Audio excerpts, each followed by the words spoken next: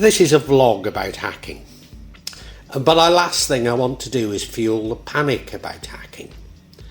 A panic which seems to be being perpetuated to lock down the internet. To lock down the internet and take away our freedom. For some time I've been convinced that so many hacks seem so sophisticated and well funded that they're not orchestrated by lone hackers. They appear to be related either to organised crime or state actors. Maybe both acting together. But again, I do not want to create a panic about Russia, China or North Korea state actors. I'm sure that they're engaged in digital espionage. But if they are, then surely so too are Western intelligence services.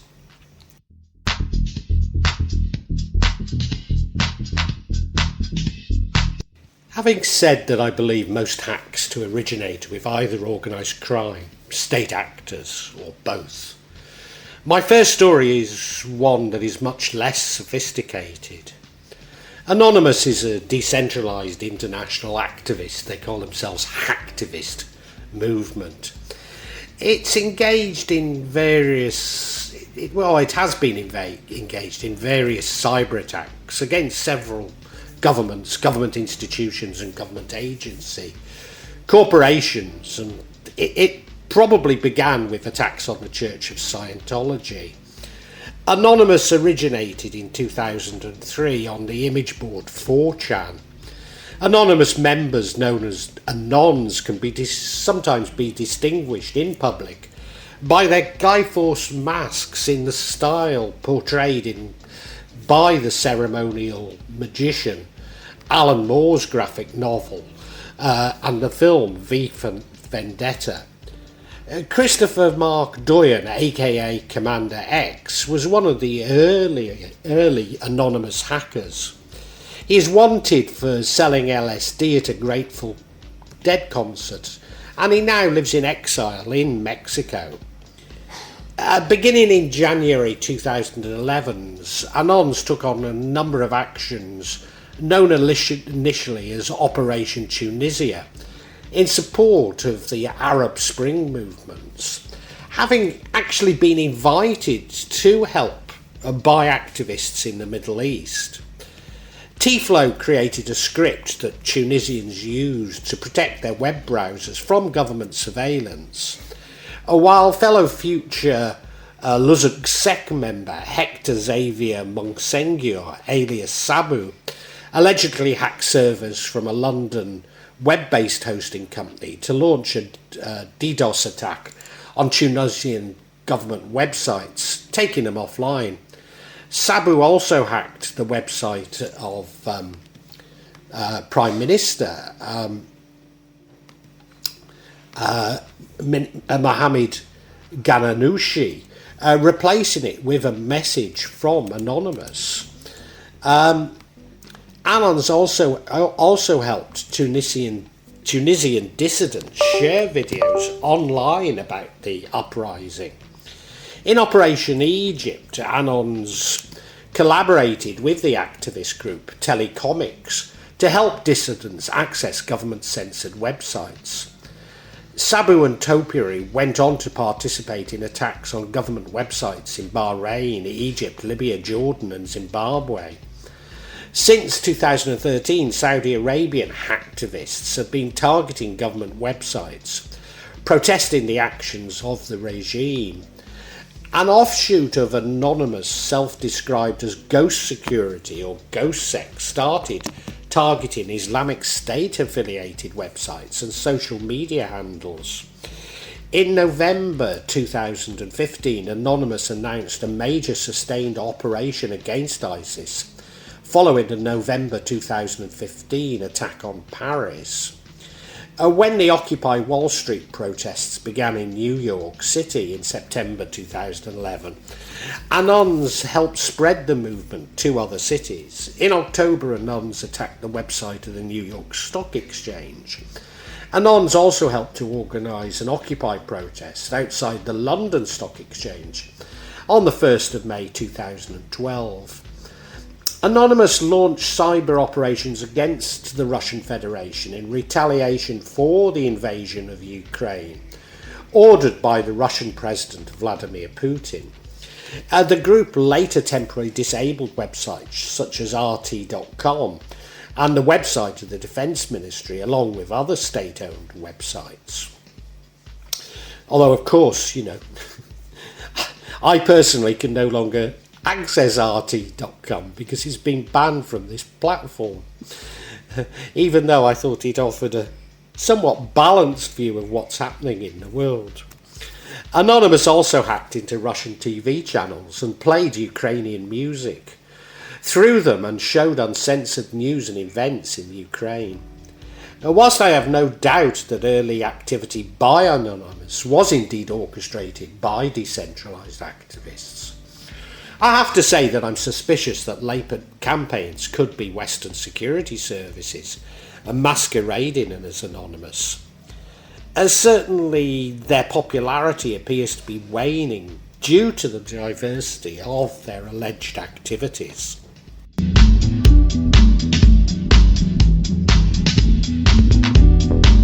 PROMIS, Prosecutors Management Information System, was a case management software developed by Inslaw. The software program was developed to aid US prosecutors' offices in tracking. It is alleged that the National Security Agency, or NSA, had been seeding computers abroad with PROMIS embedded smart systems management automated reasoning tools, chips, codenamed Petri, capable of covertly downloading data and transmitting it back to the US. It's also alleged that Mossad created a Trojan horse version of PROMIS in order to spy on intelligence agencies in other countries as a part of an espionage operation. Certainly a bugged version of the intelligence spy software PROMIS was sold in the mid-1980s to the Soviet government by Robert Maxwell, father of Ghislaine. Pegasus spyware developed from Israeli cyber arms company NSO Group that could be covertly installed on mobile phones and indeed other devices. As of 2022, Pegasus was capable of reading text messages, tracking calls, collecting passwords, location tracking, accessing the target device's microphone and camera, and harvesting information from apps. The spyware has been used for surveillance of anti-regime activists, journalists and political leaders from several nations around the world. In July 2021, the investigation initiative Pegasus Project, along with in-depth analysis by human rights group and Amnesty International, reported that Pegasus was still being widely used against high-profile targets. Now, prior to the launch of Pegasus, I received a hung call from an unknown number containing simply zeros and ones. I was at the time on Lake Santani in Papua, an area with heavy Indonesian security presence.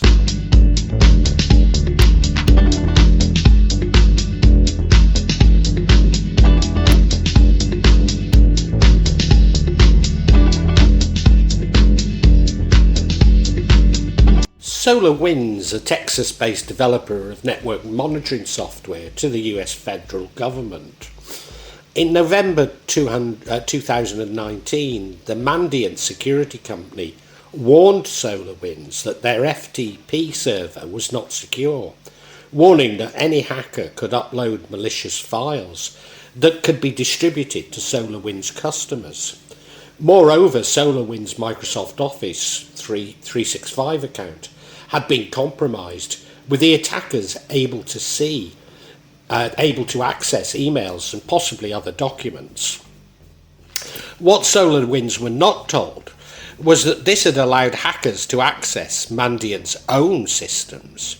Mandiant also provided security systems to the US federal government and had been fundamental in identifying major security breaches emanating from foreign actors, such as the People's Liberation Army. On December the 7th, two private equity firms with ties to SolarWinds board sold substantial amounts of stock in SolarWinds. Hackers exploited flaws in Microsoft products, services and software distribution infrastructure. At least one reseller of Microsoft Cloud services was compromised by the attackers, constituting a supply chain attack that allowed the attackers to access Microsoft Cloud services used by the reseller's customers. A zero logon, a vulnerability in the Microsoft Authentication Protocol, NetLogon, allowed attackers to access all valid usernames and passwords in each Microsoft network they breached. This allowed the hackers to access additional credentials to pose as legitimate users of the network, which thus allowed them to compromise Microsoft Office 365 email accounts. Hackers broke into Microsoft Office 365 that allowed them to monitor NTIA and Treasury staff emails for several months. This attack used counterfeit identity tokens, allowing the attackers to trick Microsoft Authentication System. The hackers accessed the build system belonging to SolarWinds, possibly via SolarWinds' Microsoft Office 365 account, which had also been compromised at some point.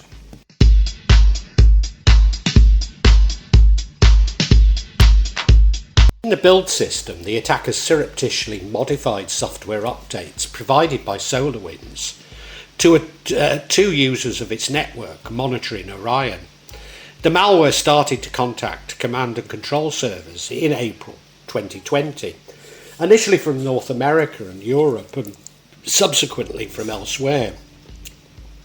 Once inside the target networks, the hackers installed exploitation tools such as Cobalt Strike components to gain additional access. Because Orion was connected to customers' Office 365 accounts as a trusted third-party application, the attackers were able to access emails and other confidential documents. This access apparently helped them to hunt for certificates that would let them sign SAML tokens, allowing them to masquerade as legitimate users or additional on-premise services and to cloud services. Once obtained, they disabled and compromised Orion software and would no longer be able to be sufficient to serve the attackers access to the target network. Having accessed data of interest, they encrypted it and exfiltrated it.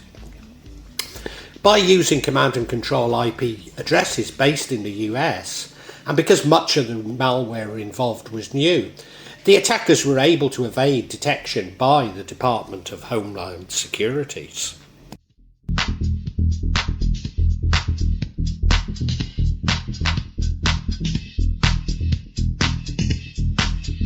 SolarWinds had 33,000 Orion customers, of which around 18,000 government and private users downloaded compromised versions. Discovery of the breaches at the US Treasury and Commerce departments and then other federal departments were acknowledged. These included the Department of Agriculture National Financial Centre, Department of Defence, Department of Energy, Department of Health and Human Services, Department of Homeland Security, Department of Justice, Department of Labour, Department of State, United States Department of Transportation, and the administrative offices of the United States Courts. Also local government in Arizona, California, Ohio and Texas. Other prominent US organisations known to use SolarWinds products, though not necessarily Orion, were the Los Alamos National Laboratory, Boeing, and most Fortune 500 companies, including Belkin, Cisco Systems, Cox Communications, Equifax, Fidelis, FlyEye, Malwarebytes, Microsoft, Mimecast, Nvidia, Qualys, and VMware. The inclusion of so many software companies leading to fears that other build systems have been compromised. SolarWinds clients included the British government, which including the Home Office, National Health Service, and Signals Intelligence Agency, the North Atlantic Treaty Organisation, NATO, the European Parliament, and allegedly AstraZeneca. Other government consulting technology, telecom, and extractive entities in North America, Europe, Asia, and the Middle East are likely to have been affected. On December the 18th, 2020, Mike Pompeo, US Secretary of State, said that some details of events would likely be classified so as not to become public. On the 15th of April 2021, the United States expelled 10 Russian diplomats and issued sanctions against six Russian companies that supported cyber operations, as well as 32 individuals and entities for their role in the hack and in Russian interference in the 2020 United States elections. The Russian government said they were not involved. The Chinese Foreign Ministry said in a statement, China resolutely opposes and combats any form of cyber attacks and cyber theft.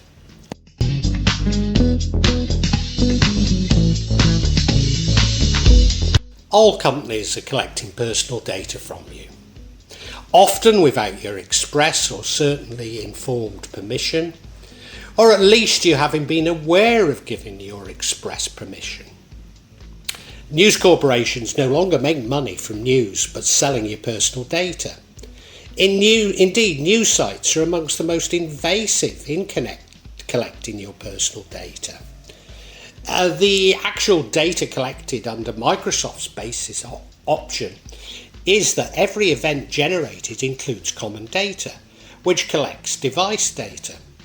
The full option is broken down into the following 9 categories: common data including location, product and service usage data, software setup and inventory data, content consumption including movies, music and TV, reading and photo apps, browsing, search and query data, inking, typing and speech utterance data, licensing and purchase data.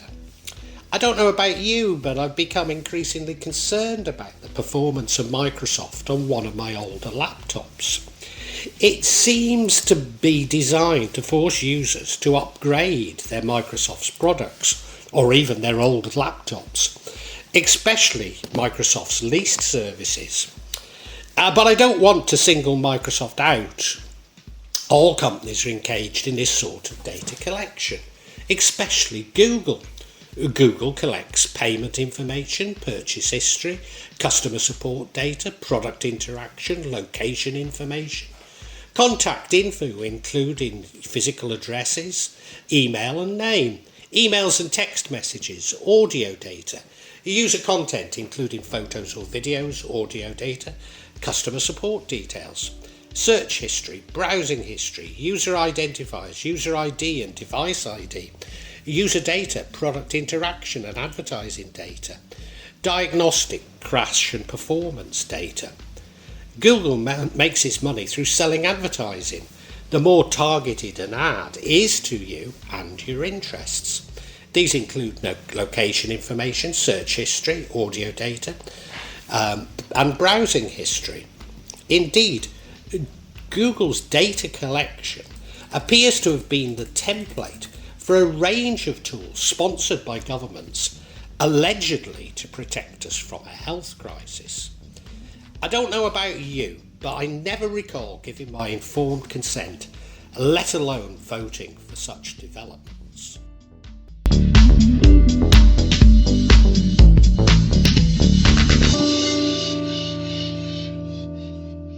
Let me repeat, my motivation in compiling this vlog is not to create fear nor add to the fear that I perceive to be being fanned.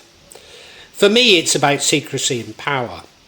The powerful believe that they have the right to collect and store your personal data, that they own this data, and that when others access it, such as hackers, they are defined as criminals. It also highlights how we have placed so much faith in digital systems and the web, despite these being inherently vulnerable and always will be. The more we centralise power, the more vulnerable we as individuals become.